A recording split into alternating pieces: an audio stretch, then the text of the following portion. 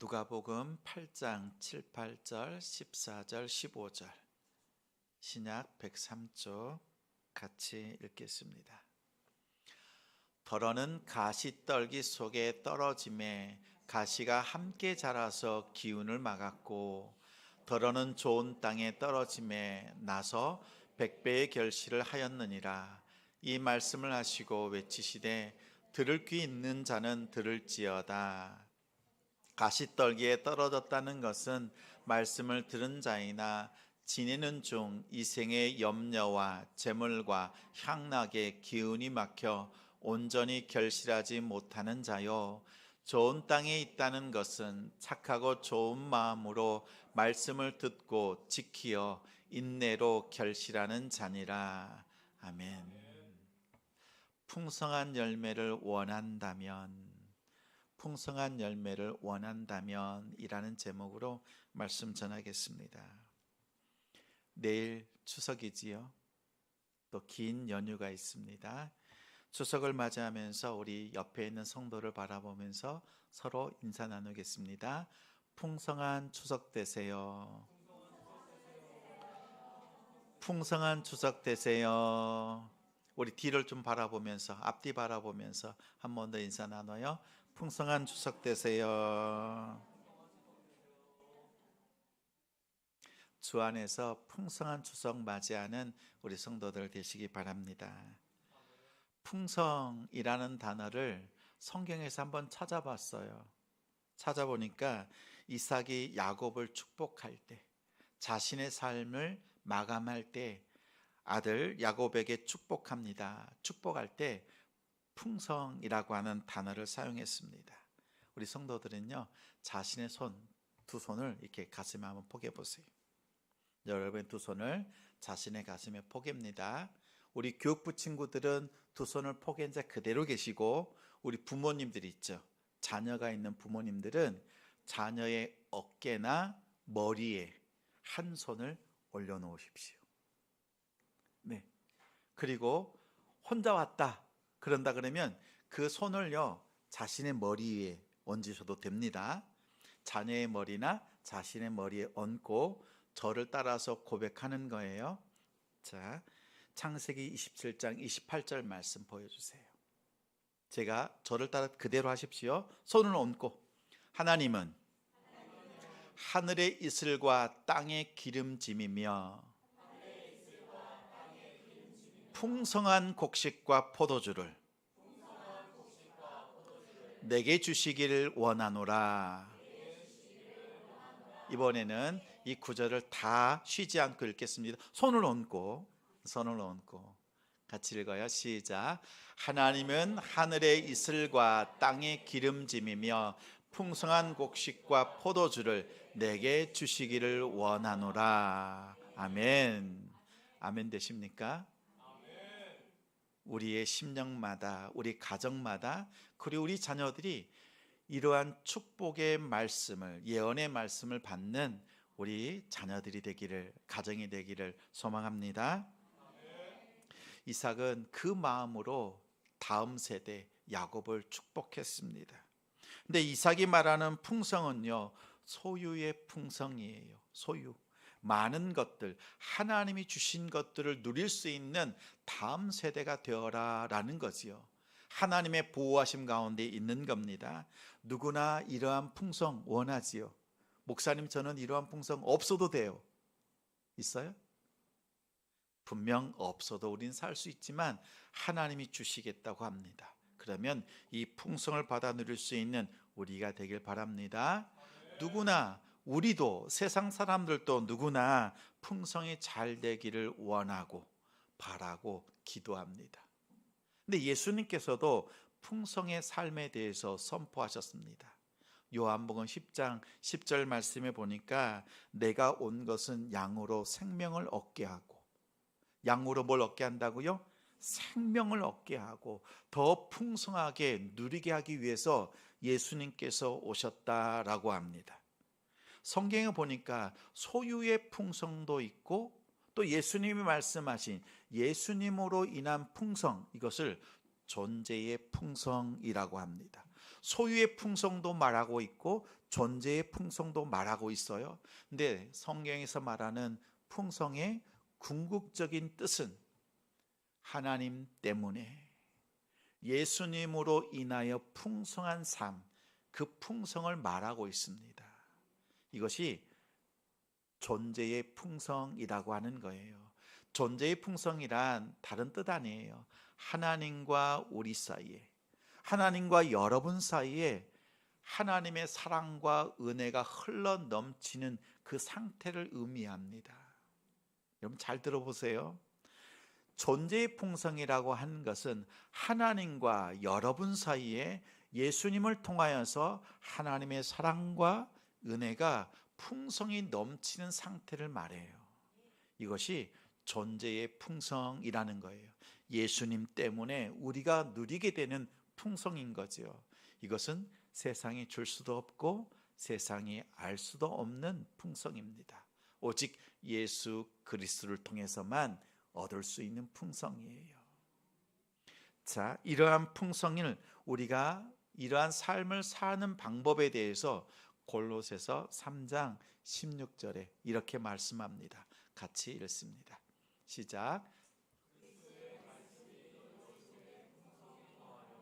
모든 지혜로 피차 가르치며 권면하고 시와 찬송과 신령한 노래를 부르며 감사하는 마음으로 하나님을 찬양하고. 아멘. 하나님께 감사하면서 하나님을 찬양할 수 있는 그 비결은 다른 것 없어요. 그리스도의 말씀이 너희 안에 풍성히 거하는 것이래요. 하나님의 말씀이 있어야 이러한 아름다운 삶을 살 수 있다고 말하고 있습니다. 풍성한 생명을 누린다는 것은 하나님의 말씀이 여러분 안에 풍성이 있을 때 거두어지는 열매입니다. 오늘 말씀 속에서 예수님은 자기 자신을 소개합니다. 나는 씨를 뿌리는 농부다라고 하세요. 씨를 뿌리는 농부예요. 농부는 씨를 뿌릴 때 어떤 마음이 있어요? 무엇을 기대해요? 씨를 뿌리고 난 뒤에 많은 열매가 맺히고 풍성한 수확을 하는 꿈을 꾸지요. 그걸 기대하면서 씨를 뿌립니다. 예수님께서는 좋은 씨를 뿌리세요. 천국의 복음의 말씀에 그 씨를 뿌립니다. 씨는 말씀이에요. 예수님이 이 땅에 오셔서 말씀으로 가르치기 시작했던 겁니다. 하나님의 말씀, 예수님의 말씀이 사람들의 마음밭에 떨어졌습니다. 그러면 말씀의 씨를 받은 사람들이, 그 마음에 말씀의 씨를 받은 사람들이 해야 될 일이 있어요. 비유로 말씀해 주시는 것 같잖아요. 그냥 비유로 말씀하시는 것이 그냥 바치면 밭이 스스로 할 수 있는 것이 없지만 비유예요. 우리의 마음밭을 비유로 말씀하시는 거예요. 자, 그렇다면 여러분의 삶에 하나님의 말씀을 듣고 풍성한 열매를 맺게 하려면 어떻게 해야 될까요? 두 가지를 해야 되는데, 첫 번째는 말씀이 뿌리를 내리고 줄기가 나고 잎이 나고 열매가 맺을 수 있는 환경을 조성해야 돼요. 혹이라도 말씀의 씨가 뿌리를 내리는 데 있어서 방해가 되는 것이 있다, 장애물이 있다라고 하면 그것을 없애줘야 되는 거예요. 환경을 조성하는 것이 중요합니다. 그래서 오늘 말씀해 보니까 7절에 그 장애물이 무엇인가 이것을 말씀해 주고 있어요. 7절 말씀 같이 읽겠습니다. 더러는 가시떨기 속에 떨어짐에 가시가 함께 자라서 기운을 막았고. 보세요. 분명 마음밭에 말씀이 떨어졌어요. 씨앗으로 심겨졌어요. 이제 막 자라고 있는데 가시덤불이에요. 그 마음에 가시덤불이 있는데 이 가시덤불도 살아있는 거예요. 그래서 가시가 같이 성장해, 같이 자라는 거예요. 그래서 말씀이 막 이제 자라려고 하는데 가시가 자라면서 그 말씀을 찌르기 시작하는 거예요. 그러니까 더 이상 말씀이 성장을 못한다라는 겁니다. 예수님께서 이러한 사람의 마음을 보시면서 안타까워하시는 거예요. 근데 생각해 보죠. 그러면 예수님께서 비유로 말씀하신 그 가시는 무엇일까요?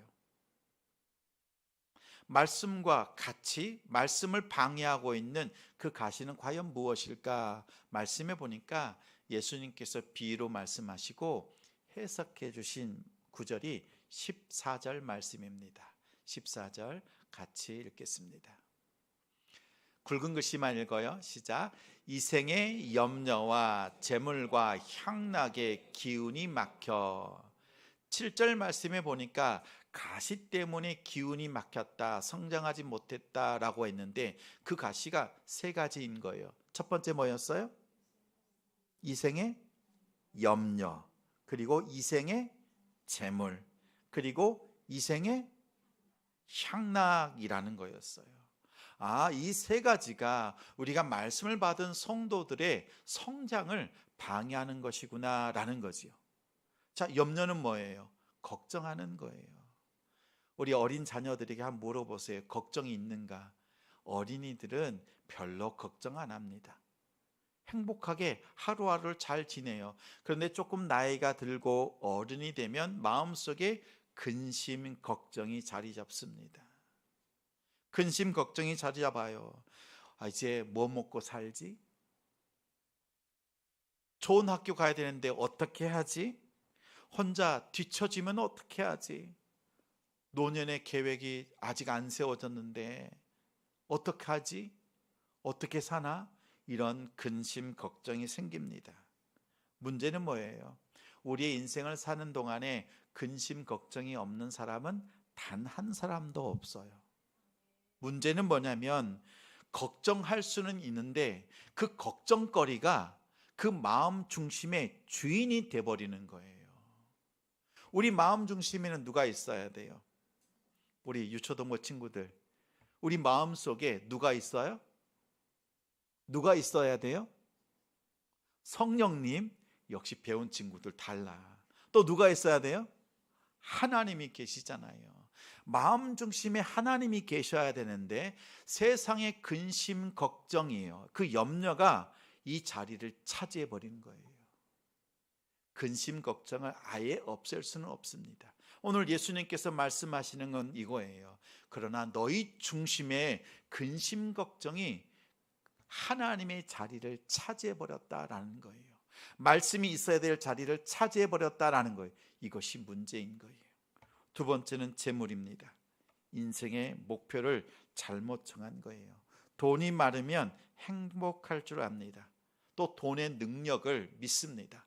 근데 그 믿음의 정도가 하나님의 능력에 맞먹을 정도로 어떤 부분에 있어서는 하나님보다 더 센 것처럼 돈을 맹신합니다. 이것이 문제예요. 로또 복권 아시죠? 로또 복권에 당첨이 되면 가장 먼저 바꾸는 것이 있대요. 뭘 바꾸는지 아세요? 차, 집, 이런 걸 바꿀 것 같지요. 근데 가장 먼저 바꾸는 것이 있어요. 배우자를 바꾼답니다.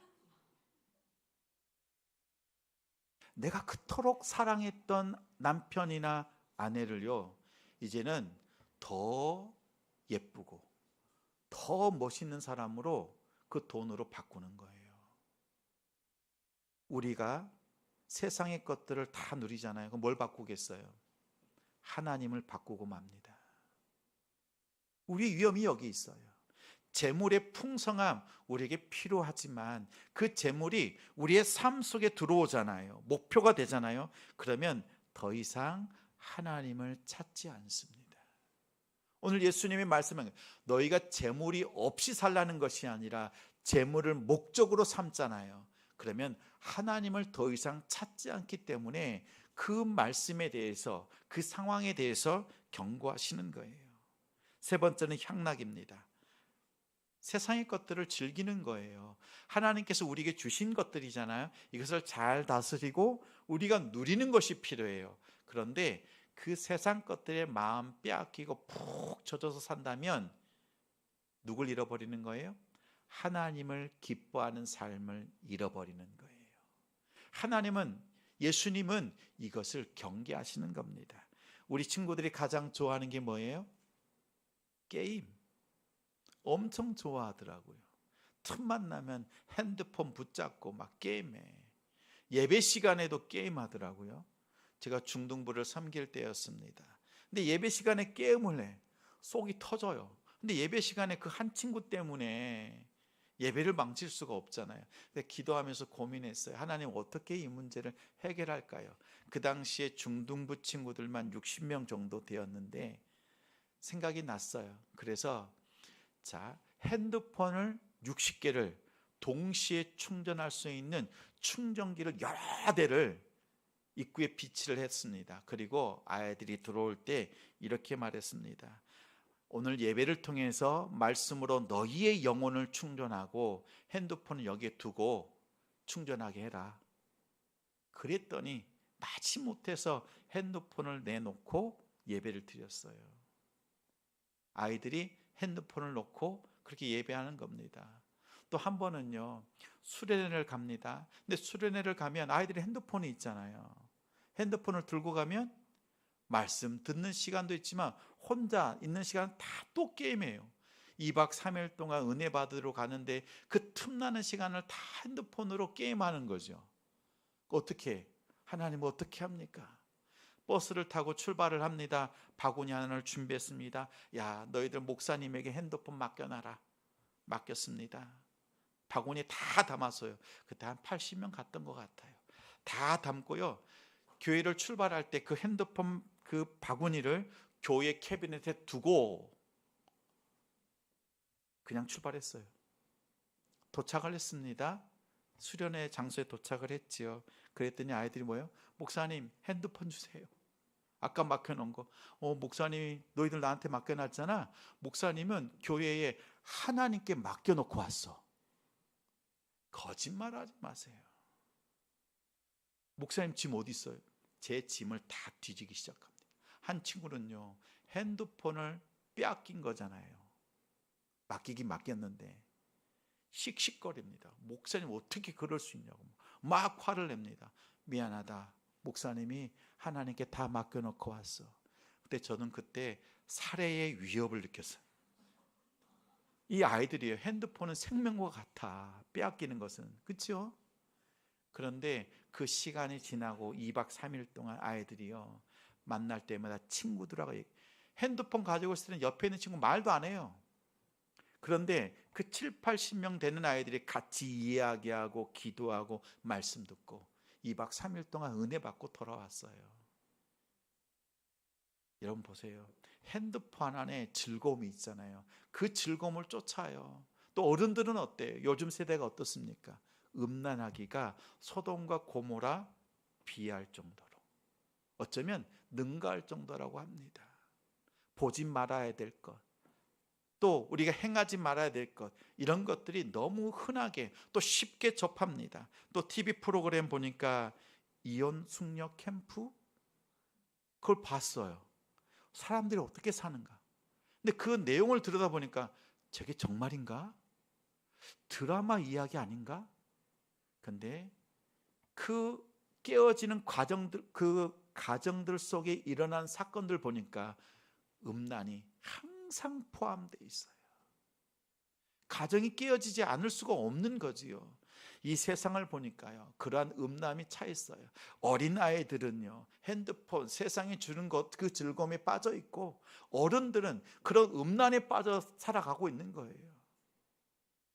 자, 보세요. 세상이 주는 그러한 즐거움, 그것에 빠져 있을 때 어떤 기쁨을 잃어버려요? 하나님을 기뻐하는 기쁨을 잃어버려요. 하나님을 기뻐하는 삶이 무엇인지를 몰라요. 오늘 예수님께서 우리에게 경고하시는 겁니다. 우리의 마음속에 세상이 주는 염려, 그 걱정 때문에 그 중심에 하나님을 잃어버린 사람, 그리고 이제는 재물을 쫓아다니면서 하나님을 더 이상 찾지 않는 성도, 또한 세 번째는 세상의 기쁨 때문에 하나님을 기뻐하는 삶이 무엇인지도 모르고 하나님을 기뻐하는 삶이 무엇인지도 가르치지 않는 교회, 이러한 성도에게 이러한 교회는 풍성한 열매가 있을 수가 없습니다. 이것을 제거하라라고 하는 거예요. 우리 친구들에게 물어봐요. 교회 다니면 다 천국 가요? 어때요? 교회 다니면 다 천국 가요? 우리 어른들에게 묻습니다. 예수님을 알면 다 천국 갑니까? 귀신도 예수님을 알아요. 믿고 떠든다 그랬어요. 그러나 예수님을 영접한 사람, 교회 다닌다고 다 천국 가는 거 아니에요. 와서 예수님을 나의 창조주로, 나의 구세주로 믿는 사람만이 구원이 있어요. 근데 가장 불쌍한 사람이 누구예요? 교회에 왔는데 예수님을 아는데 정작 그 영혼이 지옥 가는 사람인 거예요. 가장 불쌍한 사람이에요. 염려와 재물, 향락, 그러한 가시들을 자기 안에 품고 있으면서 풍성한 열매를 맺는다고 해요. 다시 말하면 그러한 염려, 세상의 재물, 그리고 세상의 기쁨을 막 즐겁게 누리면서 천국 간다고, 예수님 안다고 천국 간다고 생각하는 사람은요, 착각이에요. 우리가 정신을 바짝 차려야 합니다. 세상 것 때문에 염려하게 하고 재물을 쫓아서 욕심을 부리게 하고 향락에 빠지도록 하는 것은 사탄의 전략이에요. 하나님의 말씀이 그 마음속에 없도록 만드는 사탄의 유혹이란 말이에요. 그럼 돼야 안 돼요? 자, 그러면 우리가 해야 될 일이 있어요. 문제가 뭐였어요? 하나님의 말씀이 내 속에 싹 들어왔을 때 내 안에 있는 세상의 염려, 재물, 그리고 뭐예요? 향락, 이것을 내가 버려야 되는 거예요. 그런데 예수님을 안다고 하면서도 내 속에 있는 그 염려와 재물과 향락을 같이 누리려고 껴안아요. 그러면 결국에는 그것들이 가시가 되어서 너희를 찌를 것이다 라는 거예요. 가시가 우리의 삶을 찌르고 맙니다. 풍성한 열매는커녕 성장도 없고 성숙도 없어요. 예수님의 답답함이 여기 있는 거예요. 그 좋은 말씀이 선포되어지는데 그 말씀대로 살지 않고 말씀을 받긴 받았지만 세상의 좋은 것들을 쫓아가는 삶, 그런 마음들, 그런 마음밭이 있는 사람들을 향해서 예수님께서 답답해 하시는 겁니다. 여러분 기억하세요. 하나님이 내 마음 중심에 있는가? 아니면 염려가 있는가? 염려가 있을지라도 하나님이 그 중심에 있는 사람은 넘어지지 않아요. 염려를 능히 이기도록 도와주세요. 또한 내가 하나님을 계속 찾고 있는가 보세요. 물질을 쫓고 있는가? 하나님을 순종하기 위해서 살고 있는가를 보세요. 하나님 말씀이 일주일 내내 생각이 안 나. 그러면 물질을 쫓고 있는 나 자신을 발견하게 될 거예요. 그러면 안 된다. 점검하라는 거예요. 세 번째는요, 뭘 기뻐하는가 보셔야 돼요. 세상에 주는 쾌락, 즐거움, 소유의 즐거움이 아니라 이제는 하나님을 기뻐할 수 있는, 세상의 기쁨이 아니라 하나님을 기뻐하는 우리 성도들 되시기 바랍니다. 사탄은 우리의 마음을 분주하게 해요. 삶을 바쁘게 해요. 그래서 하나님을 생각나지 않게 하는 전략을 펼칩니다. 그럴 때 우리 성도들은 일주일 동안 아무리 바빠도 주일 예배, 이 순간만큼은 하나님 앞에 딱 드리면서 세상의 흐름을 딱 끊고 하나님과의 관계를 새롭게 하는 우리 성도들 되시기 바랍니다. 마음 중심에 하나님을 쫓고 하나님을 기뻐하는 성도가 됩시다. 자, 두 번째는 말씀으로 인내하는 겁니다. 자, 하나님 앞에서 말씀이 자라가기 위해서 장애물들을 제거를 했어요. 두 번째는 어떻게 해요? 자라도록 인내하는 거예요. 인내. 말씀으로 인내하는 겁니다. 15절 말씀 같이 읽습니다. 좋은 땅에 있다는 것은 착하고 좋은 마음으로 말씀을 듣고 지키어 인내로 결실하는 자니라. 우리 유초등부 우리 부모님들께 권하고 싶은 책 한 권이 있습니다. 맥스 루케이드 목사님이 쓰신 너는 특별하단다 라는 책이에요. 이 책을 사서 읽으시고 자녀와 같이 읽으시면 더 좋겠습니다. 내용은 짤막하게 소개를 합니다. 한 마을에 아이들이 많이 있어요. 근데 착한 일하고 좋은 일하고 잘하면 칭찬 스티커를 붙여줍니다. 근데 실수하고 잘못하잖아요. 그러면 뭘 붙여요? 똥 스티커를 붙여요. 똥 스티커. 그러니까 아이들이요, 칭찬 받으려고 잘하려고 막 합니다. 근데 아이들이, 대부분 아이들이 칭찬 스티커를 몸에 많이 붙여요. 근데 그 마을에 조금 어리숙한 아이가 있어요. 행동도 말도 좀 굼떠요. 펀치넬러라고 하는 아이인데 자주 실수합니다. 넘어집니다. 그러면 아이들이 달려와서 막 똥 스티커를 붙이는 거죠. 너무 싫죠. 펀치넬러도 칭찬 스티커를 막 붙이고 싶은 거예요. 근데 자주 실패하니까, 실수하니까 안 좋은 것, 똥 스티커만 막 붙인 겁니다. 근데 어느 날 한 아이, 루시아라고 하는 아이가 지나가는데 그 아이는 몸에 칭찬 스티커도 하나도 없고 똥 스티커도 없는 거예요. 이상하다. 야, 너는 어떻게 된 거야? 라고 물었더니요, 이 루시아라고 하는 아이가 엘리 목수를 소개해 줍니다. 내가 엘리 목수님을 만났는데 내 인생의 목적이 무엇인지 알게 되어서 너도 엘리 목수님께 가봐 라고 했어요. 그래서 사람들이 엘리 목수에 가지 않는데 이 펀치넬로가 그 목수를 찾아갑니다. 찾아갔더니요, 알고 봤더니 이 엘리 목수가 만든 것이 펀치넬로였던 거예요. 내가 너를 창조할 때, 내가 너를 만들 때 이 땅에 있는 칭찬받고 똥 스티커 받고 이런 존재가 아니라 너를 특별한 존재로 하나님의 자녀로 만들었단다라는 이 이야기를 듣는 겁니다. 그 속 사람이 변화된 거예요. 나는 칭찬 스티커 받는 사람이 아니라, 똥 스티커 그게 수치를 당하는 사람이 아니라 하나님께서 창조하신 사람이구나, 이 마음이 든 거예요. 속 사람이 완전히 변화된 거지요. 그랬더니요, 더 이상 칭찬 스티커가 부럽지 않은 거예요. 똥 스티커가 몸에 붙지도 않는 거예요. 세상 사람들이 비난을 해도 그것이 마음의 상처가 되지 않고 능히 이겨낼 수 있는 존재가 되었다라는 이야기였어요. 여러분 보십시오. 우리 자녀들이 이 마음 심령의 변화가, 이런 변화가 있어야 돼요. 하나님을 만나고 난 뒤에 두 가지 깨달음이 있어요. 첫 번째는 하나님은 나를 창조하셨다. 하나님 나를 구원하셨다. 나의 창조주요, 나의 구원자라고 하는 그 믿음의 고백이 나오는 거예요. 그럴 때 뭐예요? 마음밭이 좋은 땅이 되었다라는 거예요. 본질적으로 변화되는 것을 말하는 겁니다. 본질적으로 변화되고 난 뒤는 어떻게 해요? 이제 거룩한 삶을, 깨끗한 삶을 살아야 되겠지요. 제가 짜장도 좋아하고 짬뽕도 좋아합니다. 그런데 조금 멀리 있는데 맛있는 짬뽕집이 있어요.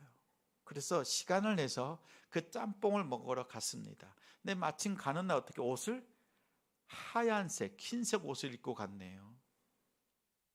그럼 어떻게 해야 돼요?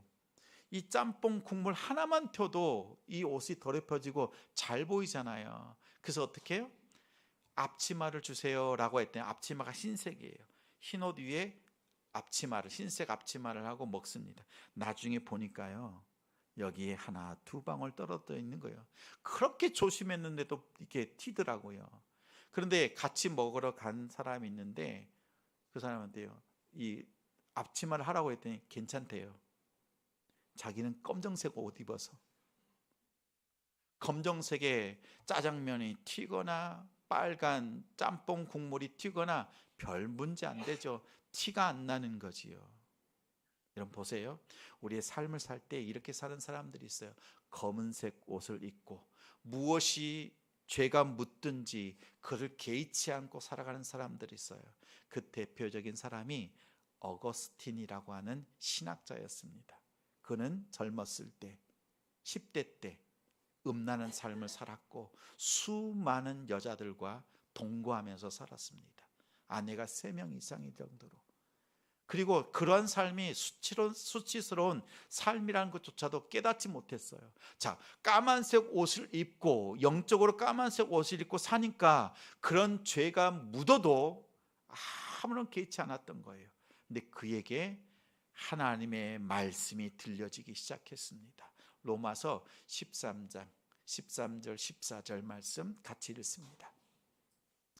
낮에와 같이 단정히 행하고 방탕하거나 술 취하지 말며 음란하거나 호색하지 말며 다투거나 시기하지 말고 오직 주 예수 그리스도로 옷 입고 정령을 위하여 육신의 일을 도모하지 말라. 이 말씀이 들려진 거예요. 자신이 검은색 옷을 입고 호색하고 방탕하고 더러운 삶을 살고 있는데 말씀이 뭐래요? 너는 더 이상 더러운 삶 살지 말고 예수 그리스도의 정갈한 옷을 입고 살라는 거예요. 예수님께서요, 요한계시록에 보니까 성도들에게 입혀주시는, 예수님이 예배해 주신 그 깨끗한 옷이 있는데 아주 하얀 세마포 옷을 성도들에게 입혀주십니다. 그런데 그 세마포는 뭐라고요? 옳은 행실. 이 땅을 사는 동안에 주님이 오실 때까지 거룩한 삶, 깨끗한 삶을 살아가는 거예요. 자, 우리는 본질적으로 변화되었어요. 그렇죠? 예수님 믿고 우리는 본질적으로 변화되었어요. 근데 계속 묻어요. 그럼 어떻게 해야 돼요? 말씀의 앞치마를 두르고 내 몸에 그 거룩함에 더러움이 묻지 않도록 하는 거예요. 앞치마에 말씀을 쭉 펼쳐놓고 말씀을 통해서 깨달아지잖아요. 그럼 깨달아지는 죄들이 있을 때 어떻게 해요? 그때마다 회개하는 거예요. 그래서 자신의 거룩함을 유지하는 겁니다. 어거스틴이요, 이 말씀을 깨닫고 난 뒤에 그의 삶을 완전히 청산합니다. 그리고 세인트, 성 어거스틴이 돼요. 거룩한 삶을 통하여 하나님 앞에 영광낸 삶, 거룩한 삶을 살아내면서 수많은 신앙의 서적들을 남깁니다. 그리스도의 거룩한 옷을 입고 예수 그리스도를 믿고 우리는 변화되었습니다. 우리는 이제는 깨끗한 옷, 말씀의 하얀 앞치마를 두르고 살아가요. 근데 거기에 검은색이 튀거나 빨간색이 튀었을 때 하나님 앞에 회개함을 통해서 거룩함으로 다시 서는 우리 성도들 되시기 바랍니다. 인내라고 하는 것은 바로 이거예요. 말씀을 받은 성도들이 그 말씀을 지키기 위해서 고군분투하는 거예요. 세상의 죄악들, 사탄은 우리에게 막 뿌려대기 시작합니다. 걱정을 뿌립니다. 염려를 뿌려요. 그리고 야, 세상의 재물, 성공 이것 해보아야 되지 않겠니라고 우리를 향해서 뿌립니다. 우리의 몸에 묻죠. 근데 말씀을 통해서 어떻게 해요? 우리가 깨닫는 거예요. 내가 죄에 영향받았네. 사탄이 어느새 내 삶 속에 들어와서 틈을 탔네. 그리고 하나님을 기뻐하기보다 세상의 쾌락들을 즐거워하고 있네. 이것을 깨달았을 때요, 어떻게 해요? 그 말씀의 앞치마를 다시 빨고 하나님 앞에 회개함으로 거룩함을 유지할 수 있는 것, 이러한 인내의 삶이 있어야 되는 거예요. 성도는 이 두 가지 잘해야 됩니다. 여러분의 삶 속에, 여러분의 영혼에 풍성한 열매를 맺으려고 하면 그 말씀이 자랄 수 있는 환경을 갖추는 거예요. 가시를 제거하고 불태우고 없애는 겁니다. 그리고 내게 주신 그 말씀을 붙잡고 말씀이 자라도록 인내하면서 결실하는 거예요. 예수님께서 말씀하셨죠. 귀 있는 자는 들을지어다. 귀 있는 자는 들을지어다. 추석을 맞이하면서 인내해야 될 말씀이 무엇인가 찾으십시오. 여러분이 버려야 될 가시가 무엇인지 찾으십시오. 그리고 그것을 불태우셔야 합니다. 그래야 풍성한 열매가 있어요. 풍성한 열매를 원한다면 가시를 불태우셔야 됩니다. 풍성한 열매를 원한다면 거룩한 삶을 살기 위해서 그 말씀 붙잡고 인내하는 그 인내가 필요해요. 내일 추석입니다. 하나님 앞에 가정재단, 가정예배 드려 보시지 않겠습니까? 목사님이 광고 시간에 가정예배 순서지 준비했다고 했는데 그냥 흘려 듣지 마시고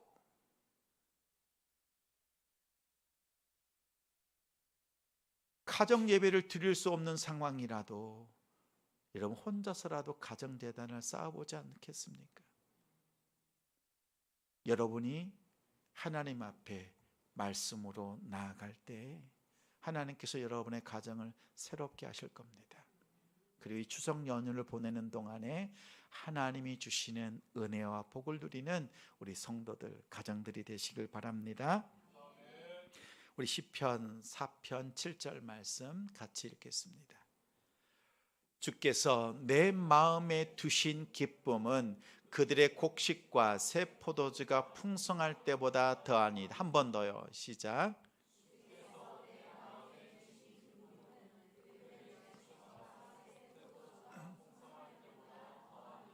세상을 통해서 우리에게 누릴 수 있는 풍성한 곡식, 그 포도주보다 하나님 때문에 예수님으로 인하여 주신 그 기쁨이 더 큽니다라고 고백하는 우리 부모님들, 우리 다음 세대 자녀들이 되길 바랍니다. 소유의 풍성함보다 존재의 풍성함, 하나님 때문에, 예수님 때문에 풍성한 추석을 맞이하시는 우리 성도들 가정이 되시기를 주님의 이름으로 축원합니다. 오늘은 먼저 하나님 앞에 찬양 드리